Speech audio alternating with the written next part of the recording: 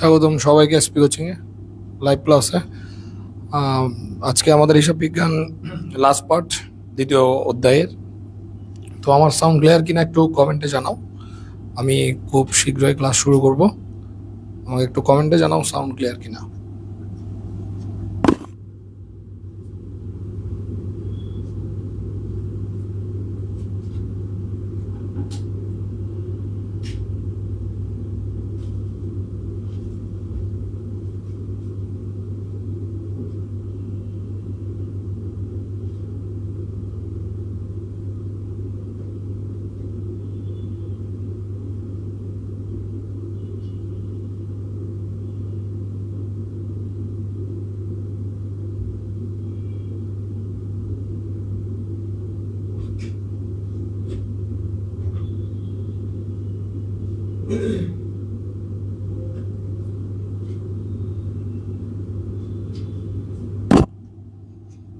Payel Saha sound clear, ধন্যবাদ। সুমি মহাজন নমস্কার। ওকে নমস্কার।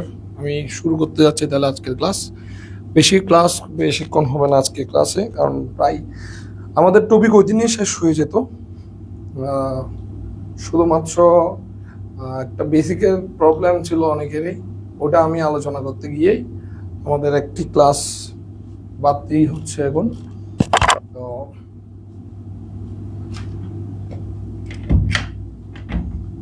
তোমরা একটু লাইভটা শেয়ার করে দাও সবাই যারা জয়েন হয়েছো।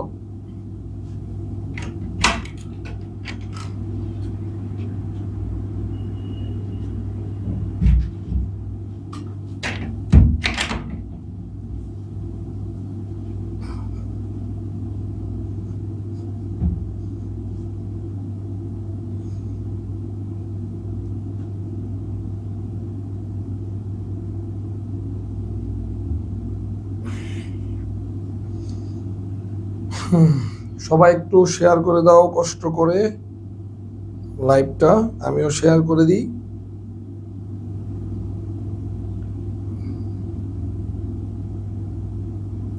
অনেক স্টুডেন্ট ইতিমধ্যে জয়েন হয়েছে, সবাইকে অসংখ্য ধন্যবাদ। আমি তোমাদেরকে সবসময় বলি অ্যাকাউন্টিং এর সবচেয়ে গুরুত্বপূর্ণ বিষয় হচ্ছে এমসিকিউ, আর এমসিকিউ সবচেয়ে গুরুত্বপূর্ণ বিষয় হচ্ছে বেসিক। তো যে স্টুডেন্টগুলোর এমসিকিউতে প্রবলেম, আমি নিঃসন্দেহে একটি কনফার্ম বলতে পারি তাদের বেসিকে প্রবলেম। তো বেসিক ডিপেন্ড করে প্রত্যেকটা বিষয়ের খুঁটিনাটি বিষয় জানার উপর। তোমরা জানো আমরা এসপি কোচিং রেগুলার ব্যাচেও আমাদের প্রত্যেকটা ক্লাসের মেইন টপিকটাই হচ্ছে তোমাদের বেসিকের উপর চিন্তা ভাবনা করে আমরা সবগুলো ক্লাস নিয়ে থাকি। তো আমাকে একটু কমেন্টে জানাও যে তোমরা শেয়ার করছো কিনা, সবাই এটা একটু জানাও। হ্যাঁ, নমস্কার তাহসিন, আসসালামু আলাইকুম। ওয়ালাইকুম সালাম। জান্নাতুল ফেরদৌস, ওয়ালাইকুম সালাম। আমরা তাইলে ক্লাস শুরু করতে যাচ্ছি, তোমরা শেষ পর্যন্ত আমার সাথে থাকো। আজকে আমরা জাবেদা এবং খতিয়ানের কিছু পার্ট নিয়ে আলোচনা করব। জাবেদা এবং খতিয়ানের খুবই গুরুত্বপূর্ণ পার্ট, যারা এবার এসএসসি পরীক্ষা দিবে তাদের জন্য, প্লাস যারা ফার্স্ট ইয়ারে আছো তাদের জন্য। যাই হোক, আমি শুরু করতেছি, তোমরা শেষ পর্যন্ত আমার সাথে থাকো। আর যারা প্রবলেম পাবা অবশ্যই কমেন্টে জানাবা। এটা আমরা গত ক্লাসে আলোচনা করেছিলাম এই টপিকটা, আমি এখান থেকে এখন আর কিছু আলোচনা করছি না। এখানে তোমরা জানো অনেক গুরুত্বপূর্ণ বিষয় এখানে আছে এই স্লাইডের মধ্যে। তো তোমরা এটা অ্যাক্সেস নিতে পারো, অথবা তোমরা যদি এই স্লাইডগুলো তুমি তোমার মোবাইলে পেতে চাও, কোনো প্রবলেম নাই। আমরা অনেক কষ্ট করে এই স্লাইডগুলো বানাই তোমাদের অনলাইন ক্লাসের জন্য। প্রতিটা স্লাইডের অনেক পেমেন্ট নেয় যারা স্লাইডগুলো তৈরি করে, কিন্তু মেইন ফ্যাক্ট হচ্ছে তোমার যদি প্রয়োজন হয় আমাদের অফিসিয়াল হোয়াটসঅ্যাপ নাম্বারে যোগাযোগ করবা। তো আমরা ওই স্লাইডগুলো তোমাকে দিয়ে দিব। সামনে যেহেতু এসএসসি পরীক্ষা, আমরা তোমাদেরকে এগুলো প্রোভাইড করতেছি অনলি এসএসসি পরীক্ষার্থীদের কাছে। আর বাকিরা তো অলরেডি পাচ্ছ, স্ক্রিনশট নিতে পারতেছো। তো আর যারা এসএসসি পরীক্ষার্থী, তারা যারা আমাদের কোচিংয়ে ক্লাস করেনি তাদেরকে অনেকেই আমাদের এখানে সাজেশনের জন্য নক করছে, তাদেরকে অলরেডি দিয়ে দেওয়া হয়েছে। দূরের কেউ থাকলে তাদেরকে পিডিএফ পাঠানো হয়েছে। এরকম কেউ থাকলে আমাদের সাথে অফিসিয়াল নাম্বারে যোগাযোগ করলে আমরা এটাও করতেছি। আমাদের মেইন ফ্যাক্ট হচ্ছে তোমাদের ভালো রেজাল্ট।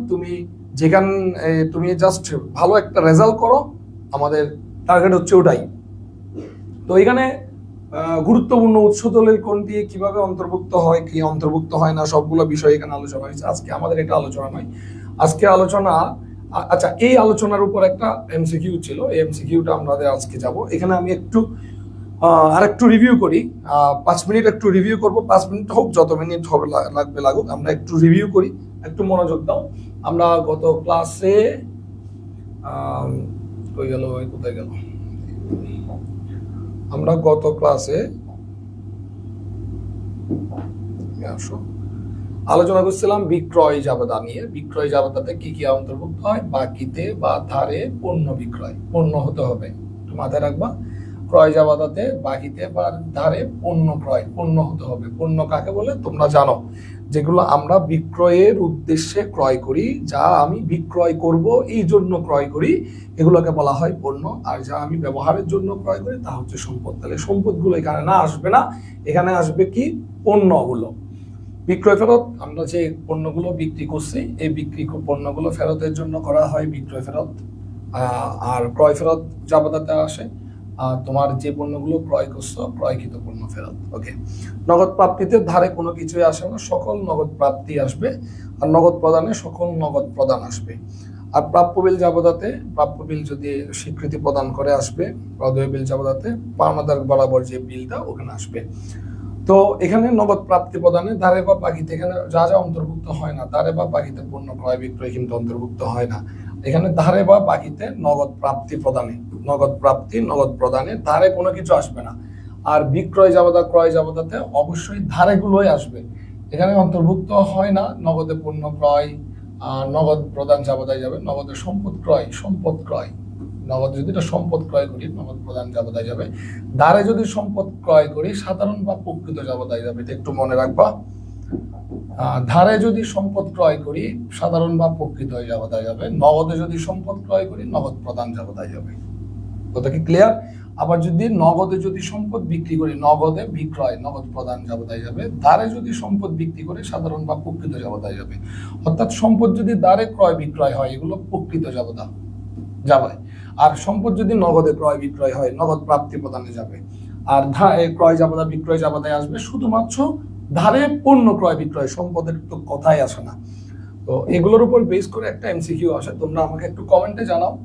রাসেল ফার্নিচার কোম্পানি 10,000 টাকা আসবাবপত্র ধারে রহিম ট্রেডার্স থেকে ক্রয় করে, এটি কোথায় দেখানো হবে? সাধারণ বা প্রকৃত জাবেদায়, ক্রয় জাবেদায়, ক্রয় ফেরত জাবেদায়, বিক্রয় ফেরত জাবেদায়? সঠিক উত্তরটা একটু জানাও। আমি তোমাদেরকে টাইম দিচ্ছি। এর মধ্যে কারা কারা দেখি উত্তর দিতে পারে? যারা যারা উত্তর দিতে চাও তারা অবশ্যই কমেন্টে জানিয়ে দাও।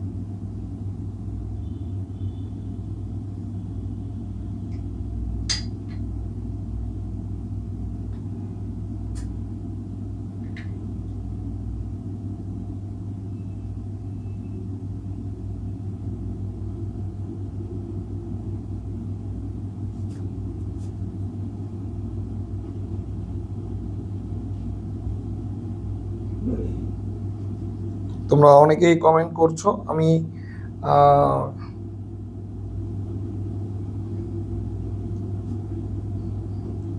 ধন্যবাদ, সবাই কমেন্ট করছো। আমি আর একটু দেখবো, তারপর আমি উত্তরে চলে আসবো।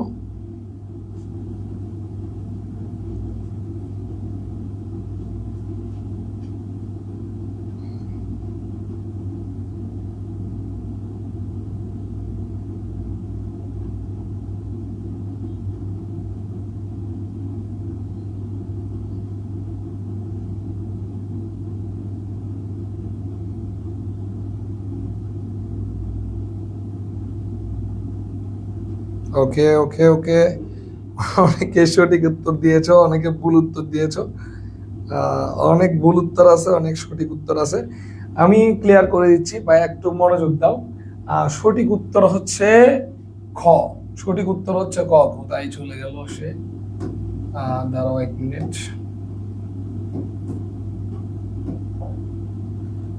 সঠিক উত্তর হচ্ছে স্যার খ। এটাই হচ্ছে সঠিক উত্তর। যারা ক বলতেছো, যারা ক বলতেছো, ক্রয় ফেরত তো হবে না, তোমরা কনফার্ম জানো এটা ফেরত না, বিক্রয় ফেরত হবে না, এটা কনফার্ম জানো। তোমরা কনফিউজ সাধারণ বা প্রকৃত জাবাদাই নাকি ক্রয় জাবাদাই। তোমরা যারা সাধারণ বা প্রকৃত জাবাদা বলছো, তারা এই জায়গার কথাটা মনে রাখছো যে সম্পদ যদি দ্বারে ক্রয় বিক্রয় হয়,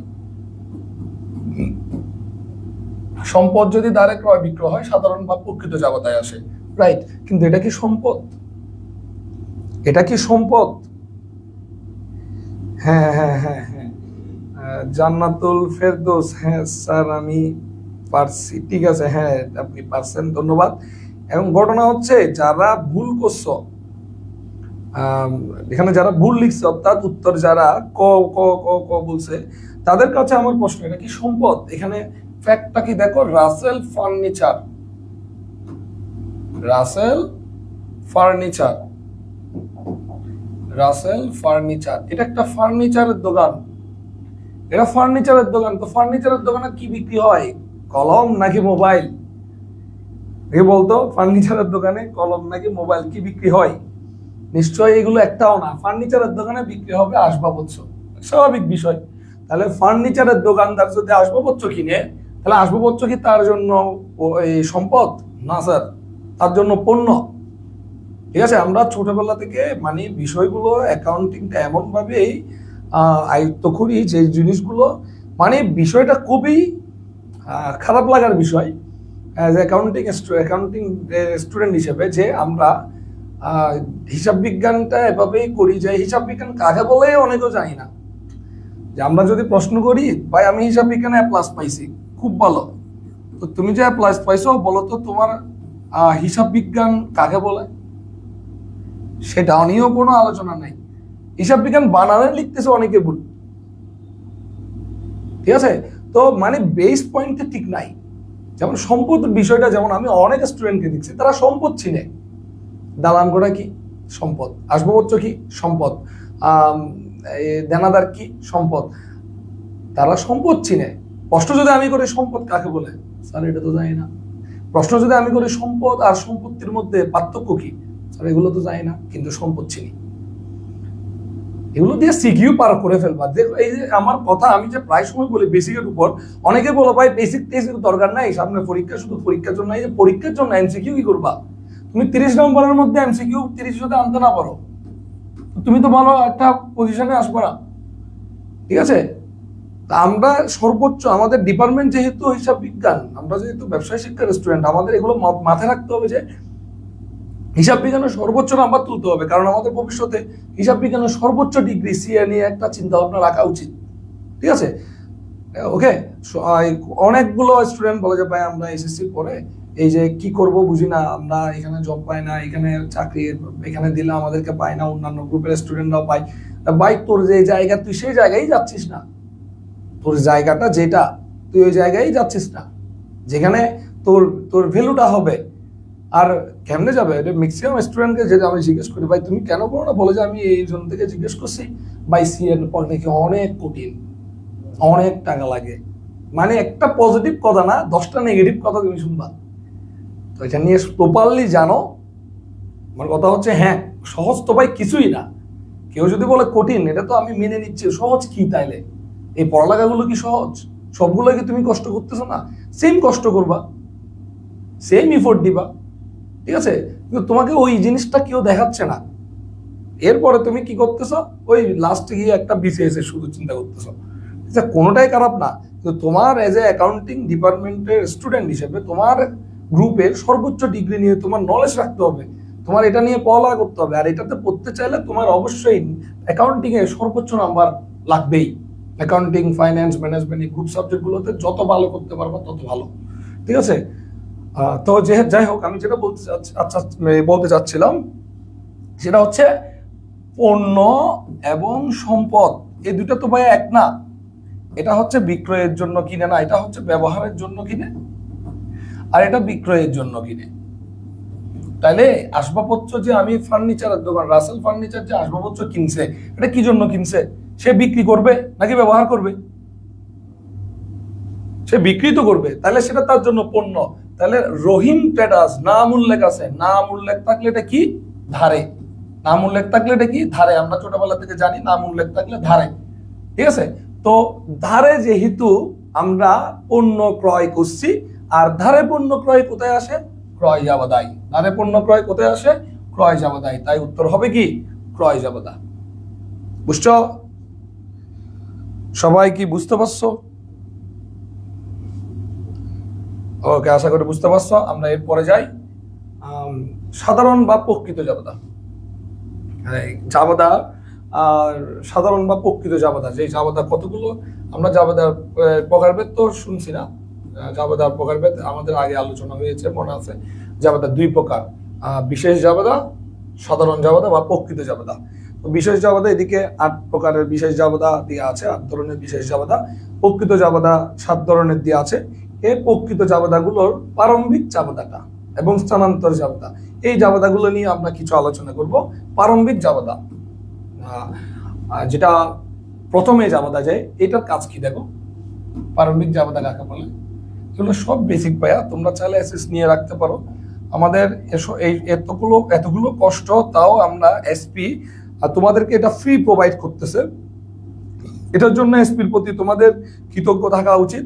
আর অবশ্যই তোমরা এই জিনিসগুলো রেখে দিবা না, পড়বা। প্রত্যেকটা আমাদের ইউটিউব চ্যানেলেও এগুলো সবগুলো ক্লাস ফ্রিতে দিয়ে আছে।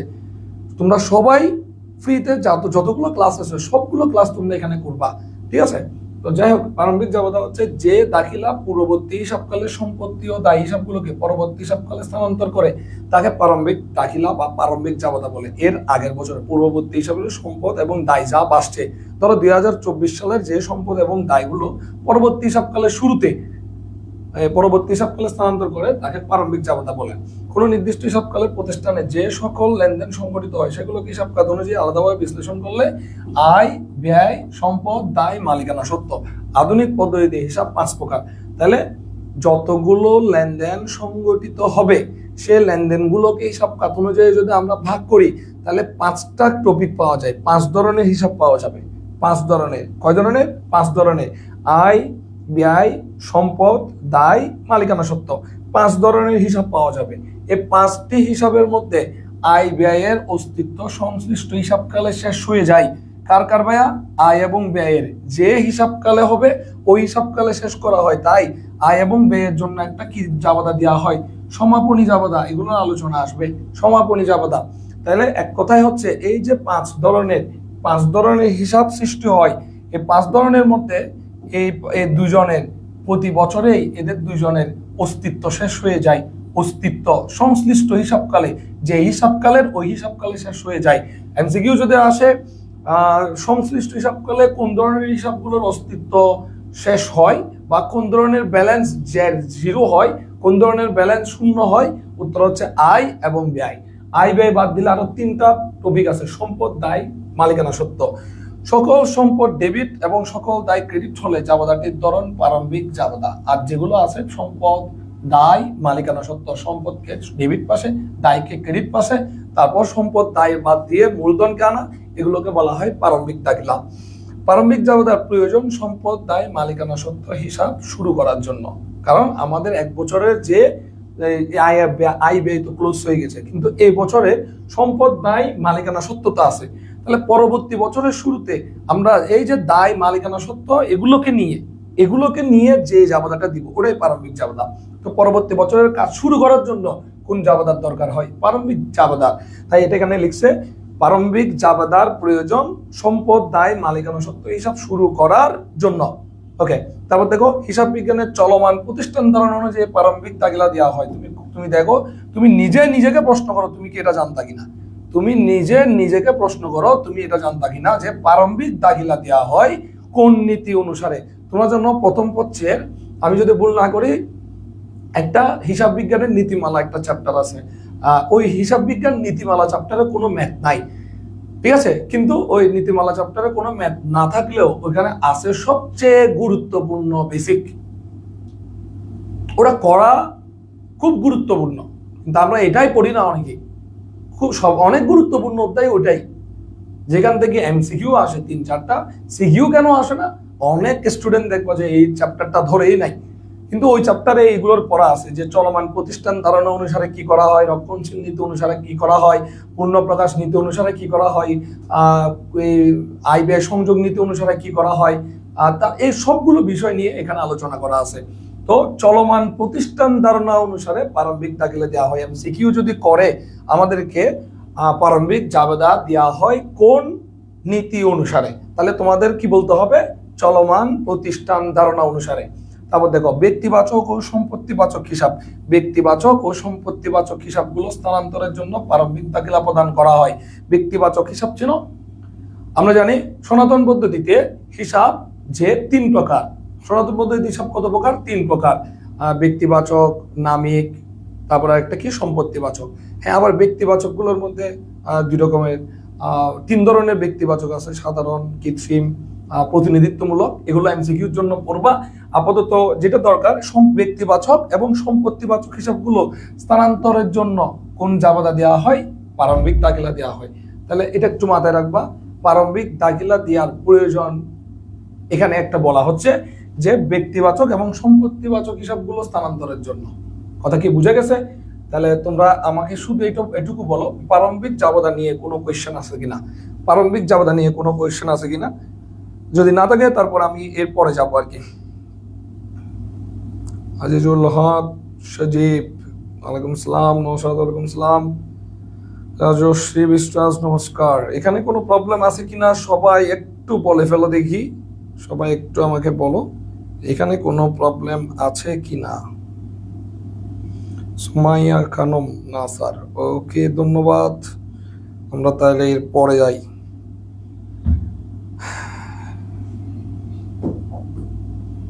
প্রারম্ভিক দাখিলা একটা দেখাইছি তোমাদেরকে, একটা প্রারম্ভিক দাখিলা, আর আমরা দেখাচ্ছি প্রারম্ভিক দাখিলা। যেমন একটি কোম্পানি 2024 সালের 31 ডিসেম্বর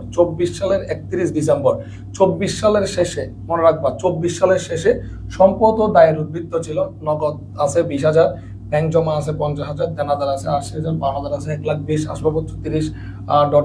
এগুলো আছে। কোম্পানির প্রারম্ভিক জাবেদা দাখিলা প্রদান করা হলো।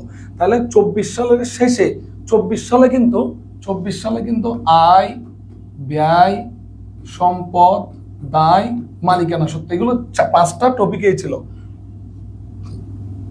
24 সালে এই 5টা জিনিসের সৃষ্টি হয়েছিল, কিন্তু আয় এবং ব্যয় তো বন্ধ হয়ে যায়।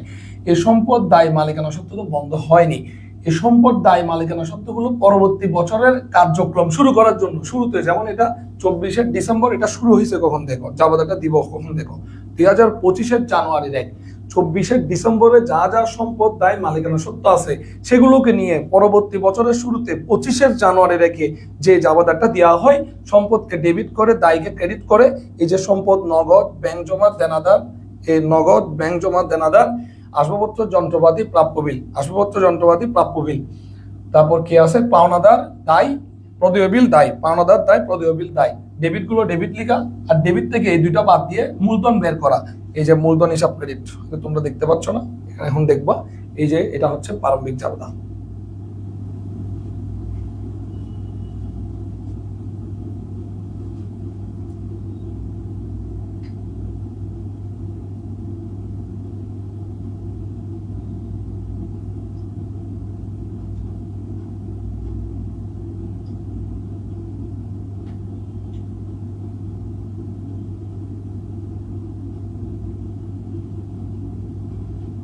এটা হচ্ছে প্রারম্ভিক জাবেদা। ঠিক আছে, তো আমরা এরপরে যাই। প্রারম্ভিক জাবেদার পরে দেখো স্থানান্তর জাবেদা। যে দাখিলার মাধ্যমে খতিয়ানের একটি হিসাব হতে অন্য কোনো হিসাবে টাকা স্থানান্তর করা হয় তাকে স্থানান্তর জাবেদা বলা হয়। তো স্থানান্তর বলতে একটি হিসাবকে অন্য একটি হিসাবে স্থানান্তর, যেমন উত্তোলন হিসাবকে মূলধনের স্থানান্তর, উত্তোলন হিসাবকে মূলধনের স্থানান্তর। অনেকে এটাকে উত্তোলন বন্ধের জন্য বলে। উত্তোলনকে আসলে বন্ধ করা হয় না, উত্তোলনকে স্থানান্তর করা হয়।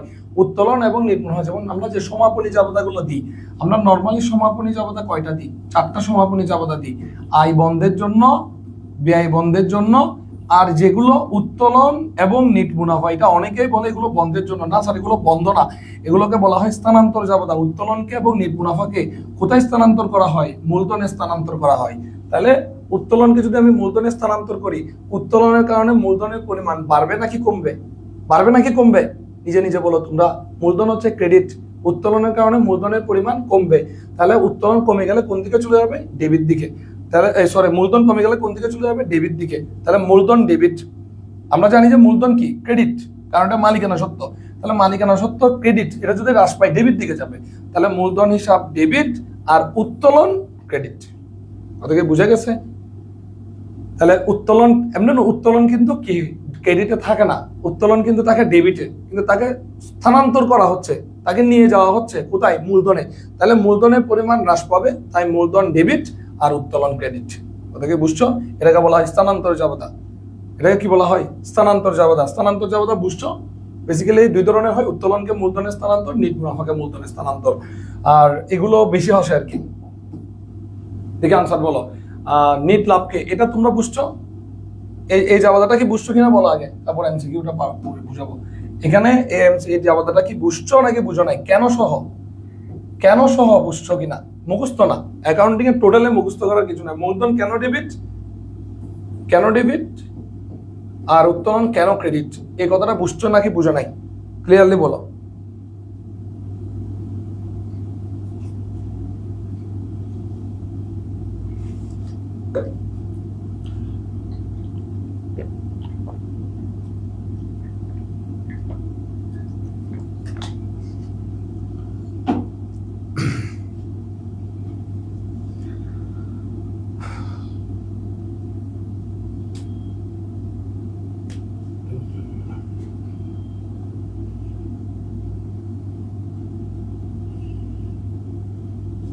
বুঝছেন? জি স্যার বুঝছি, জি স্যার বুঝছি, ওকে জি স্যার। বিজেডের পাশে জনের থেকে তোর থেকে এগুলো জানার দরকার নাই। আপাতত যেগুলো বলতেছে এগুলো জান, জনৈক কি জানার দরকার নেই। তাহলে উত্তোলন হিসাবকে মূলধনে, একজন বললো যে আবার বলার জন্য, আমি আবার বলছি, উত্তোলন হিসাবকে মূলধনে স্থানান্তর করা হলো। স্থানান্তরের জাবেদা কি?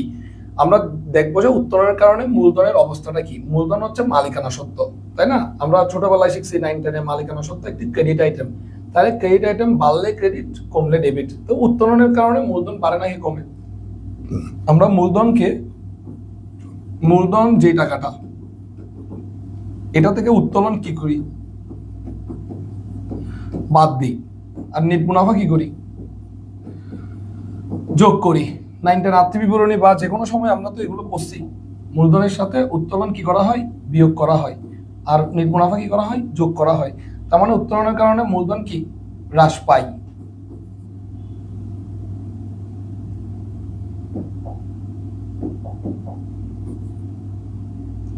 উত্তোলনের কারণে মূলধন কি পায়?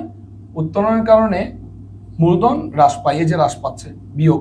আর নিট মুনাফার কারণে মূলধন বৃদ্ধি পায়, প্লাস।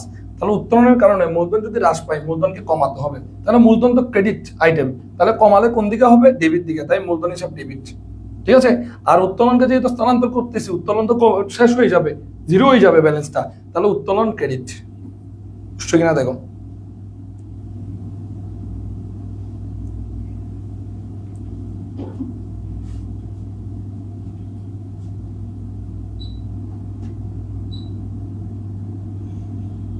ওকে ওকে, বুঝছি বুঝছি বুঝছি স্যার, ওকে ধন্যবাদ। আমরা যদি বুঝো তাহলে আমাকে এটা জানাও। নিট লাভকে মূলধনে স্থানান্তর করা হলে জাবেদা কি হবে? নিট লাভকে মূলধনে স্থানান্তর করা হলে জাবেদা কি হবে?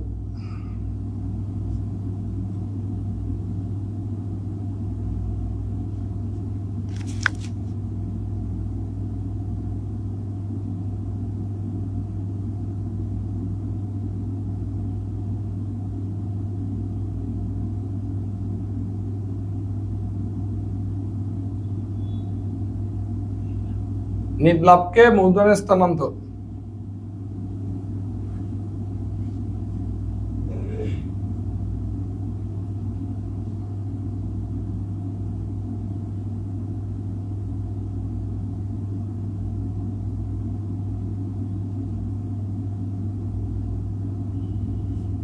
দ্রুত জানাও, দ্রুত।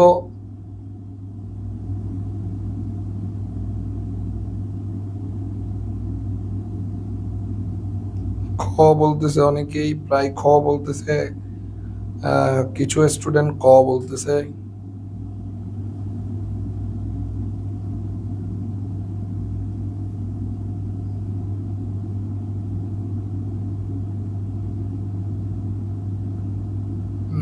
খ বলতেছে। ওকে, আমরা দেখি। ওকে ওকে ওকে, আমরা দেখি তাহলে কি হতে পারে। দেখি ভাইয়া, বলো তো, নিট লাভের কারণে মূলধন বাড়ে নাকি কমে? নিট লাভের কারণে মূলধন বাড়ে নাকি কমে? একটু আগেও বলছি, নিট লাভের কারণে মূলধন বৃদ্ধি পায়। মূলধন বৃদ্ধি পায়, তাহলে মূলধন যদি বৃদ্ধি পায়, মূলধন ক্রেডিট, বৃদ্ধি পেল ক্রেডিট, তাহলে মূলধন কোথায় ক্রেডিট আছে আমি আগে দেখবো।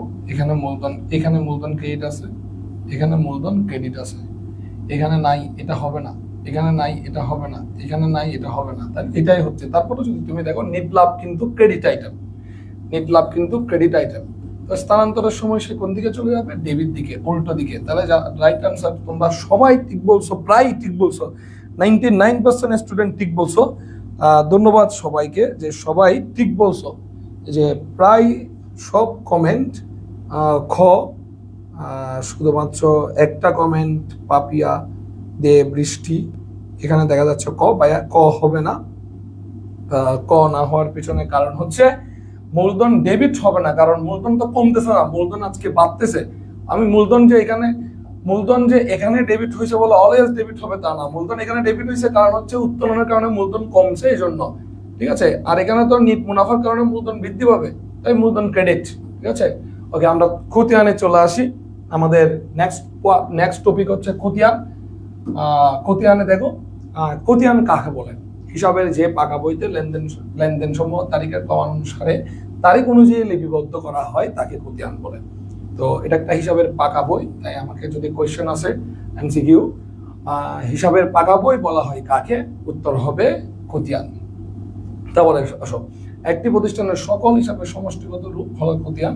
তাহলে সকল হিসাবের সমষ্টিগত রূপ কি? খতিয়ান। এটা এমসিকিউ আসতে পারে। তাই খতিয়ানকে সকল হিসাবের রাজা বলা হয়। তাহলে তোমাকে যদি বলা হয় হিসাবের রাজা কোন, কি কাকে বলা হয়? খতিয়ান। এগুলো সব এমসিকিউর জন্য। একে লেনদেনের স্থায়ী ভান্ডার বলা হয়। লেনদেনের স্থায়ী ভান্ডার, তাহলে আমাকে যদি বলা হয় লেনদেনের স্থায়ী ভান্ডার কি জাবেদা, নাকি রেওয়ামিল, নাকি খতিয়ান, নাকি আর্থিক বিবরণী? উত্তর হচ্ছে খতিয়ান। খতিয়ানের প্রতিটি শিরোনামকে বলা হয় হিসাব, যেমন নগদান হিসাব, ব্যাংক হিসাব, কোন হিসাব, প্রত্যেকটাকে আমরা কি বলি? হিসাব নামিয়ে বলি। হিসাব রক্ষণ প্রক্রিয়ায় খতিয়ানের কাজ, এটা খ। খতিয়ানের কাজ হলো শ্রেণীবিন্যাসকরণ, স্থানান্তরকরণ, উদ্বৃত্তকরণ। হিসাব রক্ষণ প্রক্রিয়ায় আমরা জানি হিসাব বিজ্ঞানের একটি অংশ হচ্ছে হিসাব রক্ষণ। হিসাব রক্ষণ প্রক্রিয়ায় আমরা প্রথমে লেনদেন লিপিবদ্ধ করি, না মানে যা বলা হয় ডেবিট ক্রেডিট, সরি লিপিবদ্ধ না, ডেবিট ক্রেডিট বিশ্লেষণ করি। ডেবিট ক্রেডিট বিশ্লেষণ করার পরে ওই ডেবিট ক্রেডিট বিশ্লেষণ করে ওটাকে খতিয়ানভুক্তকরণকে আমরা বলতে পারি শ্রেণীবিন্যাসকরণ, স্থানান্তরকরণ, উদ্বৃত্তকরণ। কোয়েশ্চেনটা এভাবে আসতে পারে, শ্রেণীবিন্যাসকরণের কাজ কে সম্পন্ন করে? খতিয়ান। স্থানান্তরকরণের কাজ কে সম্পন্ন করে? খতিয়ান। উদ্বৃত্তকরণের কাজ কে সম্পন্ন করে? খতিয়ান। তাহলে খতিয়ানের কাজ কি? এগুলো শ্রেণীবিন্যাসকরণ, স্থানান্তরকরণ, উদ্বৃত্তকরণ, এগুলো সব খতিয়ানের কাজ। প্রতিষ্ঠানের সম্পত্তি, দায় ও মালিকানা সত্ত্ব সংক্রান্ত সকল হিসাব সংরক্ষণ করা হয় খতিয়ানে। সম্পত্তিও করা হয়, দায়ও করা হয়, মালিকানা সত্ত্ব করা হয়, যা আছে সকল হিসাব এখানে সংরক্ষণ করা হয়। খতিয়ানে লেনদেন সাজানোর ক্রমধারা হচ্ছে সম্পত্তি, দায়, মালিকের মূলধন, মালিকের উত্তোলন, আয়, ব্যয়। ঠিক আছে, এটা হচ্ছে সাজানোর, লেনদেন সাজানোর একটি ওয়ে। তো এগুলো হচ্ছে খতিয়ান টপিক থেকে গুরুত্বপূর্ণ বিষয়। এগুলো তোমরা স্ক্রিনশট নিতে পারো। এই টপিকগুলো খুব গুরুত্বপূর্ণ তোমাদের এমসিকিউর জন্য। কারো কোনো প্রশ্ন আছে এই জায়গায়?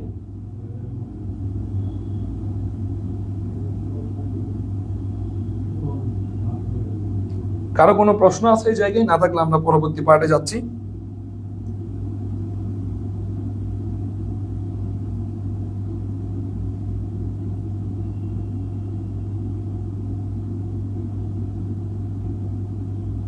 ওকে, আশা করি নাই। তাহলে আমি পরবর্তী পার্টে যাই।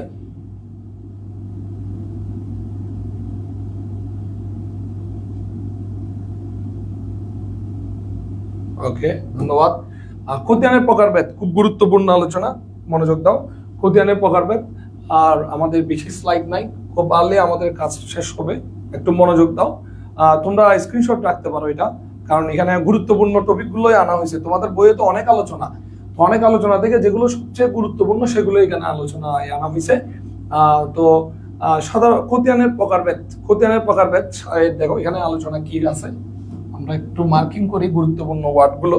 সাধারণ খতিয়ান, সাধারণ খতিয়ান আর সহকারী খতিয়ান, দুই ধরনের খতিয়ান আছে। কয় প্রকার খতিয়ান? দুই প্রকার, সাধারণ খতিয়ান, সহকারী খতিয়ান। এখন তুই বলতে পারো ভাইয়া সাধারণ খতিয়ান না সহকারী খতিয়ান আমি চিনি। আসলে সাধারণ খতিয়ান সহকারী খতিয়ান শেষ নয়, এখানের মধ্যে আরো ডিটেলস বিষয় আছে, এগুলো একটু এখন আমরা আলোচনা করব, ঠিক আছে? তো একটু মনোযোগ দাও। সাধারণ খতিয়ান কাকে বলে আর সহকারী খতিয়ান কাকে বলে? বেসিক্যালি আমরা সম্পত্তি, দায়, মালিকানা সত্ত্ব সংক্রান্ত সকল হিসাব সংরক্ষণের জন্য যেটা করা হয় তাকে সাধারণ খতিয়ান বলা হয়।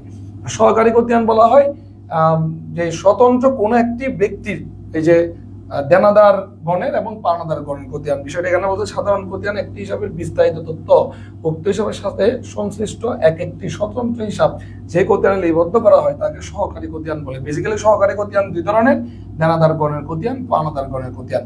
এক কথায় আমি যদি একদম স্পেসিফিক করে বলে দিই, ঠিক আছে, একদম এই যে দেনাদার রহিম হিসাব, দেনাদার করিম হিসাব, কোনো একটি নাম বলে দিছি, এগুলো হচ্ছে সহকারী খতিয়ান। এছাড়া কোনো সম্পদ, দায়, মালিকানা সত্ত্ব এগুলোকে বলা হয় সাধারণ খতিয়ান।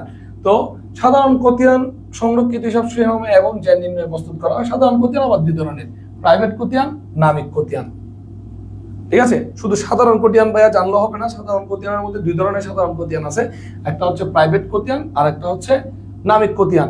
সম্পদ, দায়, মালিকানা সত্ত্ব এগুলোর জন্য করা হয় প্রাইভেট খতিয়ান।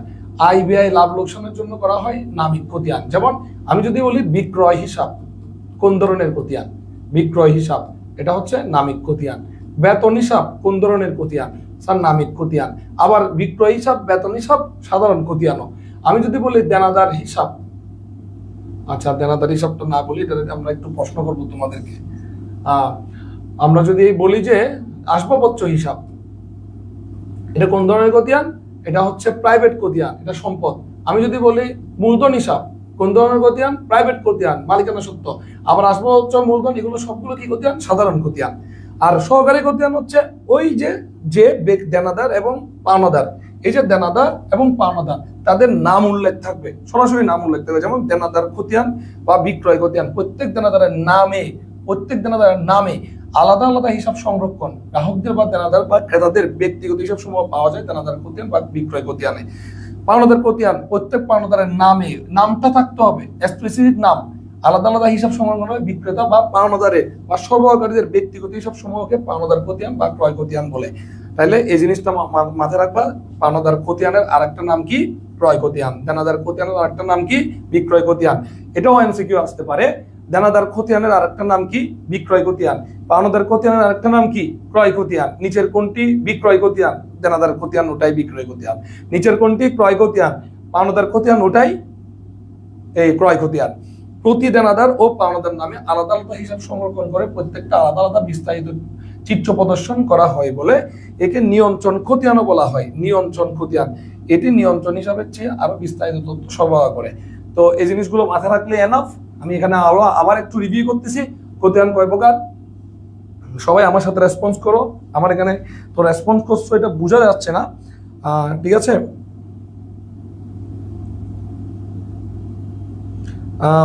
আমি একটু তোমাদেরকে আবার একটু রিভিউ করি। তারপর তোমাদের কমেন্ট চেক করব, তোমাদের কমেন্টগুলো আমি এই অবশ্যই পড়বো, তোমাদের কোনো প্রবলেম থাকলে উত্তর দেওয়ার চেষ্টা করব। আমাদের যে দুই ধরনের খতিয়ান আছে ভাইয়া, খতিয়ান আবার একটু মনোযোগ দাও। খতিয়ান দুই ধরনের, একটা হচ্ছে সাধারণ খতিয়ান, একটা হচ্ছে সহকারী খতিয়ান। একটা হচ্ছে সাধারণ খতিয়ান, একটা হচ্ছে সহকারী খতিয়ান। সাধারণ খতিয়ান হচ্ছে প্রথম যেটা বলছি, সহকারী হচ্ছে পরে যেটা বলছি। সাধারণ খতিয়ান আবার কয় ধরনের? দুই ধরনের, প্রাইভেট খতিয়ান, নামিক খতিয়ান। প্রাইভেট খতিয়ান, নামিক খতিয়ান। আয় এবং ব্যয় এগুলোর জন্য নামিক খতিয়ান। আয় এবং ব্যয়, আয় এবং ব্যয়ের জন্য নামিক খতিয়ান। আর সম্পদ, দায়, মালিকানা সত্ত্বের জন্য প্রাইভেট খতিয়ান। সম্পদ, দায়, মালিকানা সত্ত্বের জন্য প্রাইভেট খতিয়ান। আর সহকারী খতিয়ান হচ্ছে দেনাদারগণের নামের জন্য, পাওনাদারগণের নামের জন্য, এগুলোকে বলা হয় সহকারী খতিয়ান। সহকারী খতিয়ান দুই ধরনের, দেনাদারগণের খতিয়ান, পাওনাদারগণের খতিয়ান। দেনাদারগণের খতিয়ানকে আবার কি বলে? বিক্রয় খতিয়ান। আবার পাওনাদারগণের খতিয়ানকে কি বলে? ক্রয় খতিয়ান। বলো তো এখানে কোনো সমস্যা আছে কিনা? আমি তোমাদের কমেন্ট একটু চেক করি।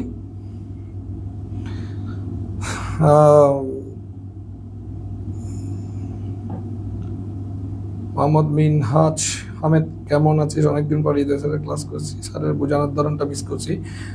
মিনহাজ, আমরাও মিস করি।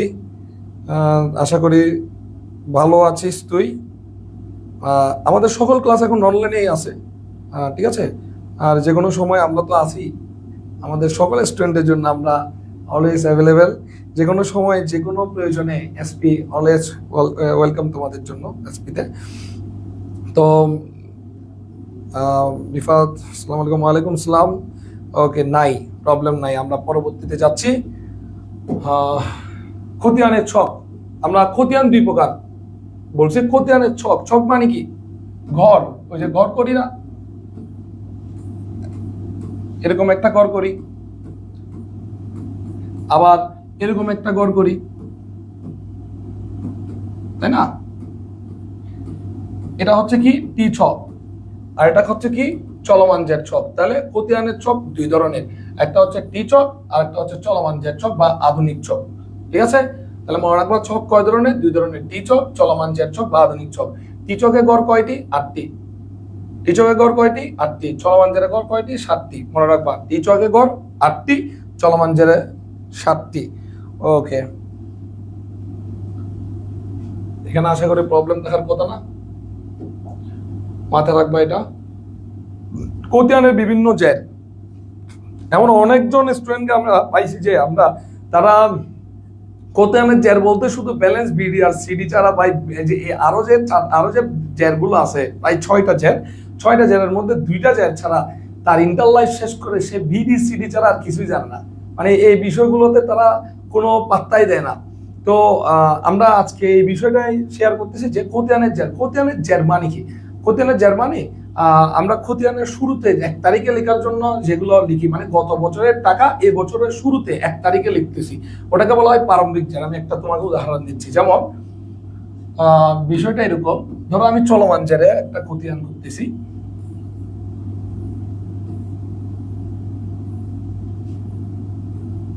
চলমান জেরে নগদান হিসাব করতেছি। ওকে, তো নগদান হিসাব অলরেডি আমার একটা 2024 সালের জানুয়ারির 1 তারিখে আনতে হচ্ছে। জানুয়ারির 1 তারিখে একটা নগদান হিসাব গত বছরের আনতে হচ্ছে। এটাকে 1 তারিখ যে জেটটা আনবো এটাকে বলা হয় কি জেট? প্রারম্ভিক জেট। বুঝছেন? প্রারম্ভিক জেট। এখন প্রারম্ভিক জেট তো আসছে, প্রারম্ভিক জেট পরে এখানে অনেকগুলো কাজ হবে, কিছু কারণে নগদ বাড়বে, কিছু কারণে নগদ কমবে।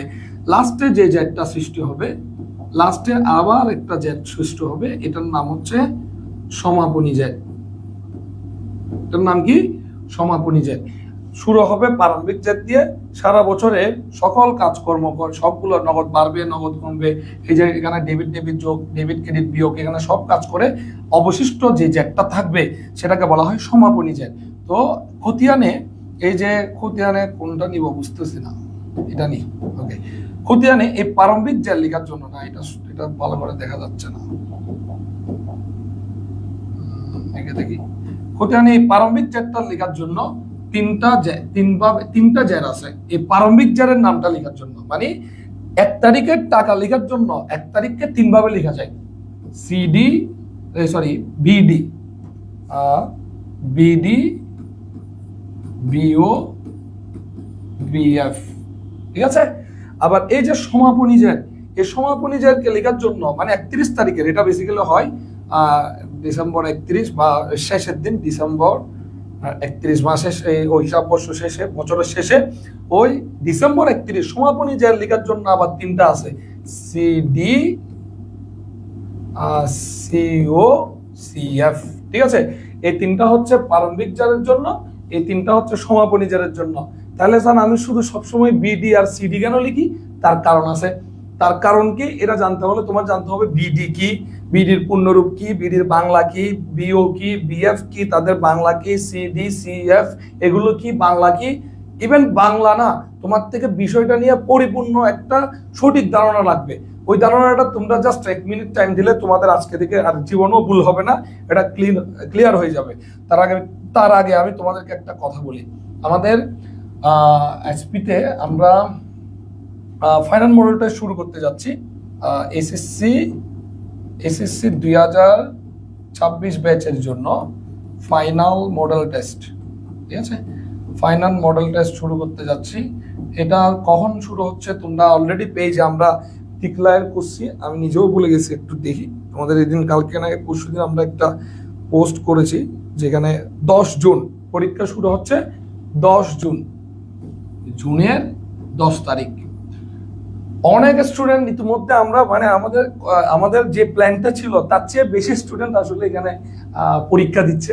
আমাদের যতটুকু টার্গেট ছিল তার চেয়ে বেশি স্টুডেন্ট পরীক্ষা দিচ্ছে এখনো পর্যন্ত। আজকে 5 তারিখ, কিন্তু আমরা এখনো পর্যন্ত রেজিস্ট্রেশন করার ওয়েটা খালি রাখছি, যে আমরা, কারণ আমাদের যত খাতা লাগবে, যত ওএমআর লাগবে, যেহেতু এই পরীক্ষাটা সম্পূর্ণ এসএসসি পরীক্ষার মতোই হবে, এসএসসি পরীক্ষার অনুরূপ হবে, এসএসসি পরীক্ষার অনুরূপ এই পরীক্ষাটা হবে। তাই এসএসসি পরীক্ষার অনুরূপ পরীক্ষা নেওয়ার জন্য যা যা ওএমআর দরকার, খাতা দরকার, আর খাতাগুলো ওএমআর গুলো নিয়ে আমরা আমি নিজে করছিলাম একটা ভিডিও, তোমাদেরকে আমরা পেজে বলছিলাম, তোমরা অনেকেই দেখছো। এই যে এই জিনিসটা একদম পুরোটাই সিট প্ল্যান থেকে শুরু করে ওএমআর যুক্ত খাতায় এবং সবগুলো বিষয় আমরা এখানে প্রোভাইড করতেছি। আর পরীক্ষা প্রশ্ন থেকে সর্বোচ্চ পার্সেন্টেজ কমন থাকার একটা নিশ্চয়তা আমরা দিই, কারণ হচ্ছে আমরা ফাইনাল মডেল টেস্টের প্রশ্নগুলো খুব রিসার্চ করে থাকি। তো তোমরা যদি এখনো এই ফাইনাল মডেল টেস্টে অ্যাডমিশন না নিয়ে থাকো, এমন কোন স্টুডেন্ট থাকো, একদম ন্যূনতম একটি ফি দিয়ে তুমি যেখানেই বসছো ন্যূনতম একটি, কারণ আমাদের এবার অনেক পরীক্ষার্থী আমাদের স্টুডেন্ট নয়, অনেক পরীক্ষার্থী। ঠিক আছে, তো তোমাদের এখানে ফ্যাক্ট হচ্ছে তুমি একটু নিজেকে যাচাই করো তোমার প্লেসটা কোন জায়গায়। ঠিক আছে, আর ফাইনাল সাজেশন তুমি ফ্রি পাচ্ছ, তাই তুমি আর তোমার প্রস্তুতি আগে ভালো ছিল, এখন আরো ভালো, আরো খুব ভালো হবে। ঠিক আছে, তো আর যা যা প্রয়োজন এখানে তোমরা ফাইনাল মডেল টেস্টে যারা হচ্ছে অ্যাডমিশন নিয়েছে তাদের যে কোনো প্রবলেম এখানে সকল টিচাররা সলভ করে দেয়। ঠিক আছে, তো যাই হোক, এটা একটু মাথায় রাখবা, যারা এখন অ্যাডমিশন নাও নাই তারা অ্যাডমিশন নিয়ে নাও। আমরা আবার চলে আসি পড়াই। এই যে খতিয়ানের চ্যাট যেটা নিয়ে আমরা বলছিলাম, এগুলো একটু স্ক্রিনশট নিয়ে নাও। এখানে আমি সবগুলো বিষয় লিখে দিছি। এই যে কিছুক্ষণ আগে বললাম বিডি, এই যে বিডি এখানে পূর্ণরূপটা কি দিছে, বিডি ব্রড ডাউনের বাংলা কি, প্রারম্ভিক জার খতিয়ানের একই পৃষ্ঠায় উপর হতে আনা হলে। অনেকে শুধু এটা আমরা জানি যে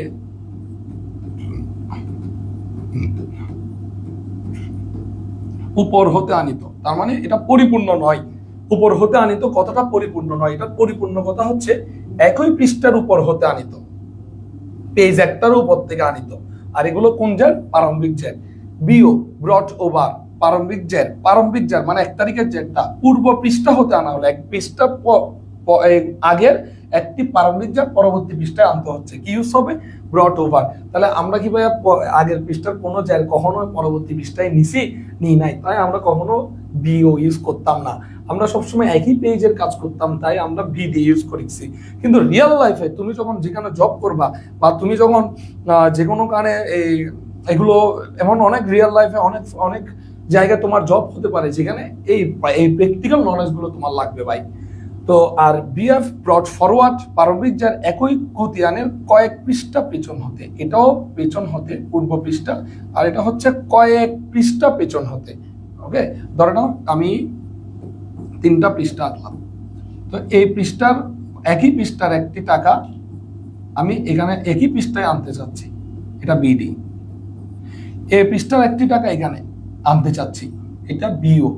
এই পৃষ্ঠা বা এখানে কোনো একটি টাকা এখানে আনতে চাচ্ছি, এটা বিএফ। মানে প্রারম্ভিক জের কিন্তু একই পৃষ্ঠায় বিডি, পূর্ব পৃষ্ঠা থেকে বিও, আর কিছু পেছন পৃষ্ঠা হতে এটা হচ্ছে বিএফ।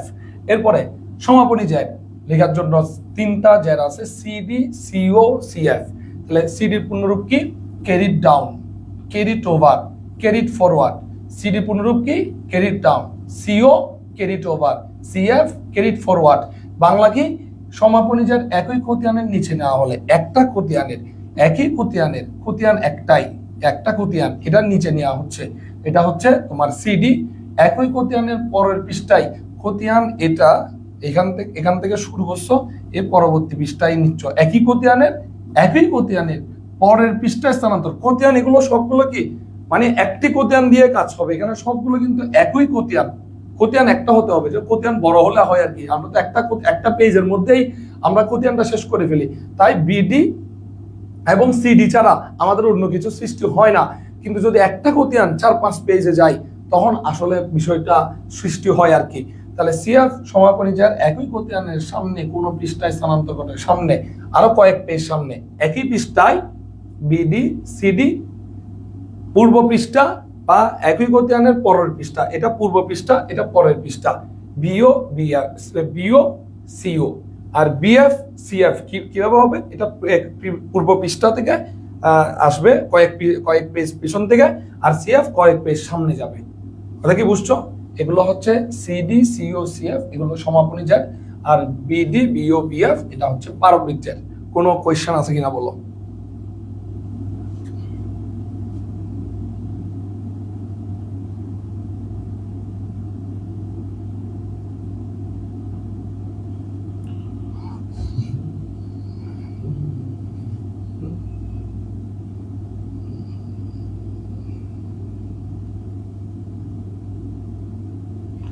কোনো কোয়েশ্চেন কি আছে? আশা করি নাই।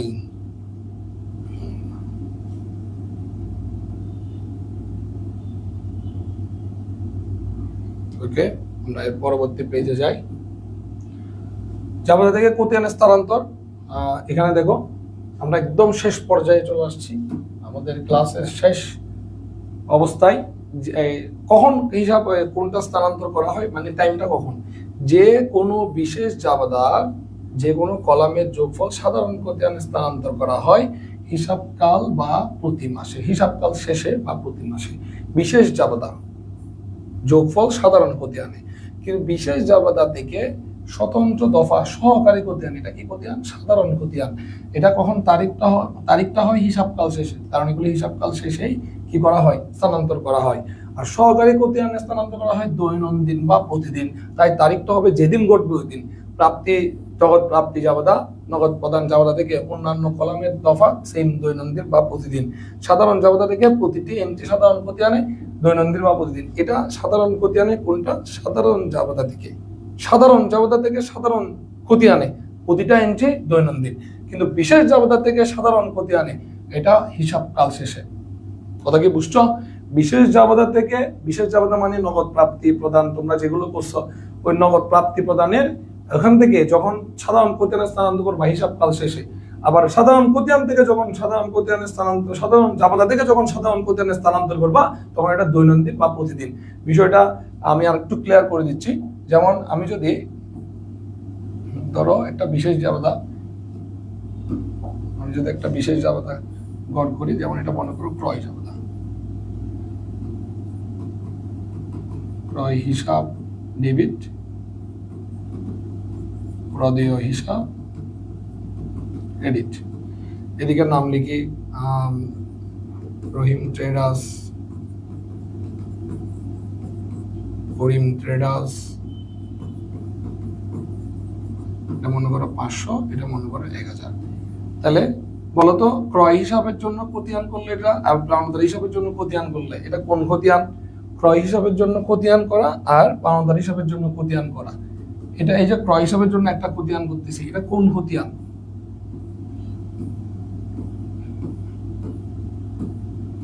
চলমান জেরে ক্রয় হিসাবের জন্য একটা, এটা মনে করো 5 তারিখ, এটা মনে করো 7 তারিখ, এটা আচ্ছা, এটা মনে করো 20 তারিখ, এটা মনে করো 25 তারিখ 2024-এ। ক্রয় হিসাব এটা কোন খতিয়ান বলো তো? ক্রয় হিসাব এটা কোন খতিয়ান? আমরা একটু আগে খতিয়ানের আলোচনা করছি। খতিয়ান দুই প্রকার, সাধারণ খতিয়ান এবং সহকারী খতিয়ান। এই ক্রয় হিসাবটা কোন খতিয়ান, সাধারণ খতিয়ান নাকি সহকারী খতিয়ান? কমেন্টে জানাও।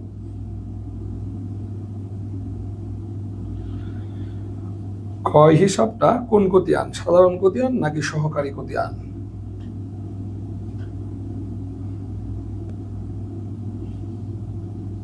একটু দেখি কমেন্টে। মোহাম্মদ মিসবাহ, আসসালামু আলাইকুম। ওয়ালাইকুম সালাম ভাই।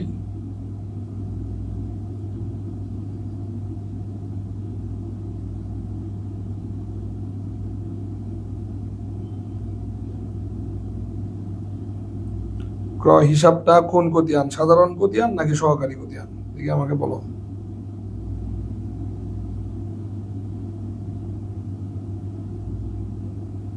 ক্রয়ের জন্য সাধারণ খতিয়ান, ইয়েস। সহকারী খতিয়ান না স্যার, ক্রয় হিসাব সাধারণ খতিয়ান না। সহকারী খতিয়ান হচ্ছে ব্যক্তি, এই যে রহিম ট্রেডার্স, করিম ট্রেডার্স, এগুলা ক্রয়ের জন্য এটা হচ্ছে সাধারণ খতিয়ান। ও রাইট আনসার। প্রদেয় হিসাবের জন্য সাধারণ খতিয়ান। এই সাধারণ খতিয়ানে যখন তুমি এখানে তারিখ লিখবা 2024, এখানে যখন তারিখ লিখবা তখন এই 20 তারিখ 25 তারিখ হবে না। ধরো 2024-এ এগুলো জানুয়ারির মাসের 20 আর 25, এখানে হবে জানুয়ারির মাসের 30 তারিখ, মানে হিসাব বর্ষ বা ওইটার শেষে। ঠিক আছে?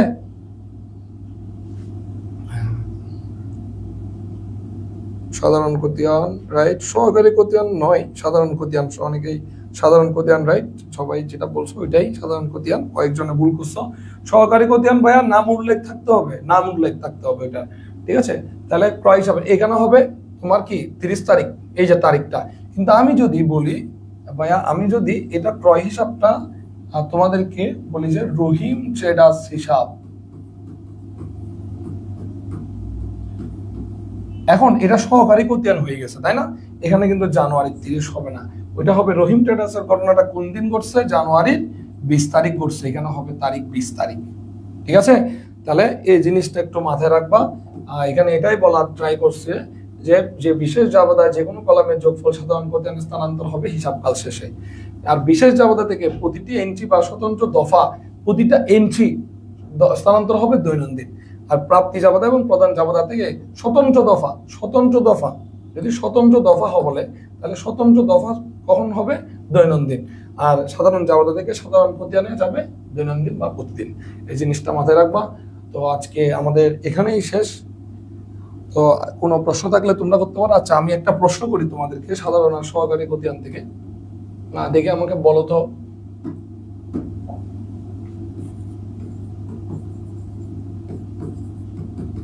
দেনাদার হিসাব এটা কোন খতিয়ান? দেনাদার হিসাব এটা কোন ধরনের খতিয়ান? দ্রুত জানাও। দেনাদার হিসাব এটা কোন ধরনের খতিয়ান?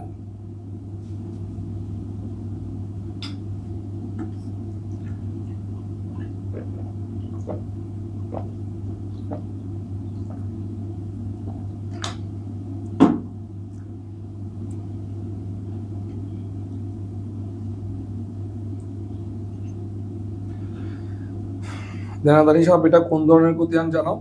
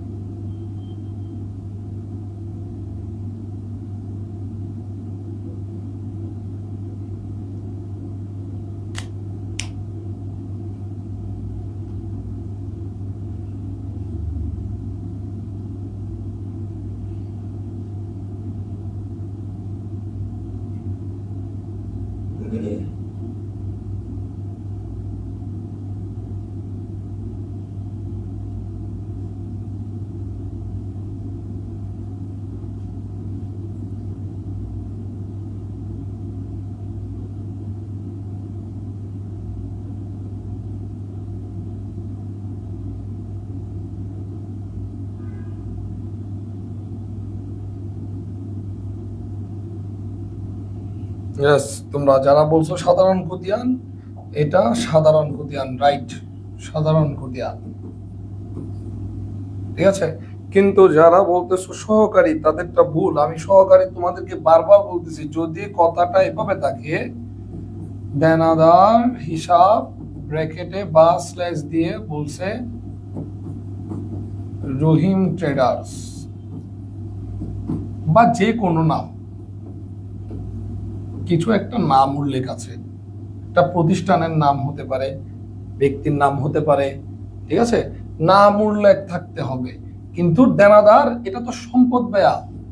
কেন এটা সাধারণ খতিয়ান উত্তর দিচ্ছি, কেন উত্তর দিচ্ছি ভালো করে দেখো, কেন উত্তর দিচ্ছি, কেন এটা হচ্ছে সম্পদ। আর যদি সম্পদ হয়, হ্যাঁ এটাও সম্পদ, কিন্তু এটা নাম উল্লেখ আছে, কিন্তু এটা নাম নাই, তার মানে এটা শুধু সম্পদ। যদি সম্পদ হয়, আমরা কি বলছিলাম, এই যে এখানে দেখো, এখানে আমি বলছিলাম যদি সম্পদ হয়, সম্পদ দায় মালিকানা সত্ত্ব, এগুলোকে বলা হয় প্রাইভেট খতিয়ান। প্রাইভেট খতিয়ান কোন ধরনের খতিয়ান? সাধারণ খতিয়ান।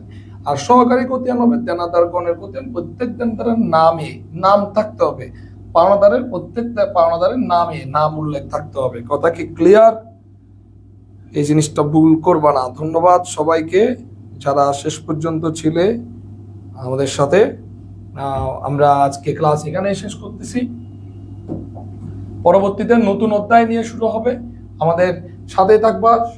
আর প্রতিদিনই তো অনলাইন ক্লাস চলছে আমাদের, যেমন তোমাদেরকে কথা দিয়েছিলাম যে অনলাইন ক্লাস সবসময় চলবে, এভাবে চলতেই থাকবে। আর আমাদের এই সব কিছু অনলাইন ক্লাসের সকল টপিক আমাদের ইউটিউব চ্যানেলে দেওয়া আছে। তো তোমরা ইউটিউবে এসপি কোচিং সার্চ দিলে ওখানে প্লে লিস্ট করে দেওয়া আছে সকল বিষয়ে, যে ক্লাসগুলো এর মধ্যে শেষ হয়ে গেছে সেগুলো তুমি করার জন্য ইউটিউবে এসপি কোচিং সার্চ দিয়ে ইউটিউবে যাবা, ক্লাসগুলো রিল্যাক্সে বসে বসে করে ফেলো। আর পরীক্ষার জন্য অনেক বেশি শুভকামনা। আর আবার মনে করে দিচ্ছি, ফাইনাল মডেল টেস্টে ভর্তি চলমান আছে। 10 তারিখ থেকে আমাদের এখানে ফাইনাল মডেল টেস্ট শুরু হচ্ছে। পরিপূর্ণ এইচএসসি পরীক্ষার অনুরূপ ফাইনাল মডেল টেস্ট হবে। আর ফাইনাল মডেল টেস্টের প্রথম স্থান অধিকারী যে প্রথম স্থান অর্জন করবে, তাকে ল্যাপটপ সহ বাকি 10 জনকে বা বাকি যারা যারা পুরস্কার পায় তাদের সবাইকে আকর্ষণীয় পুরস্কার দেওয়া হবে। তো যাই হোক, আজকে আমি আর কথা বাড়াচ্ছি না, আজকে আমাদের আলোচনা এইটুকুই। সবাই ভালো থাকবা, দোয়া করবো আমাদের জন্য।